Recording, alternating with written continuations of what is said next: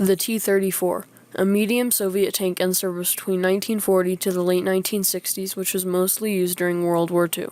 The T-34 was referred to by German General Paul Ludwig Erwin von Kleist as the finest tank in the world, telling us that even the Germans were intrigued by the Russians' design. The T-34 has a weight of approximately 26.5 tons and had a length of 6.68 meters, a width of 3 meters, and a height of 2.45 meters. It outmatched any of the German Panzers at the time, but eventually was surpassed in the late years of World War II. A surprising 57,000 of these tanks were produced during the European campaign.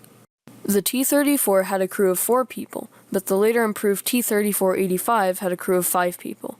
This was because the T-34-85 had an extra 85mm anti-aircraft gun attached to it, which had to be operated by an extra person.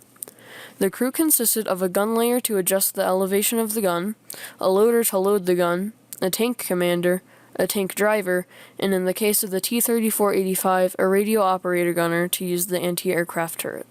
The T-34 had a thick and heavy sloped armor design made of 2 to 5 inch soft surface tempered steel. The armor offered poor resistance, however, to anti-aircraft shells, and there were numerous reports of the tank being filled with water due to leakage issues. An F-34 76.2mm gun was the most common to be equipped on the T-34, as it was able to pierce early German tank armor. The T-34s also shot APCR shells, which could penetrate armor around 3.6 inches thick at up to 500 yards, which could easily break through the Panzer III and Panzer IV's armor, as it was only about 2 to 2.4 inches thick. As the Germans created tanks with thicker armor, the T-34-85 model was created to be able to combat with the new tanks. The T-34-85 features an 85mm ZIS gun, which was able to break the front turret of a German Tiger tank. The T-34 could drive at around a top speed of 35 miles per hour or 53 kilometers an hour, as it was powered by a Model V2-34 38.8-liter V12 diesel engine that provided the tank with 500 horsepower.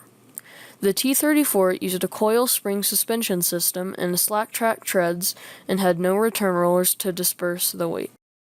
The Germans had also captured a number of T-34s, modified them, and called them Panzerkampfwagen, or PZKPFW for short. The Germans, however, had to paint the Iron Cross or a swastika on the tank to avoid friendly fire from other German tanks. Some damaged T-34s were also used as pillboxes for German training. If you want to see the T-34 for yourself in real life, you can find one at the Lozani Military Museum in the Czech Republic, as well as a T-34-85 in the Yad L'Shryan in Israel, and a Panzerkampfwagen 4 in the Parola Tank Museum in Finland. Thank you for watching, and be sure to leave a like if you enjoyed this video.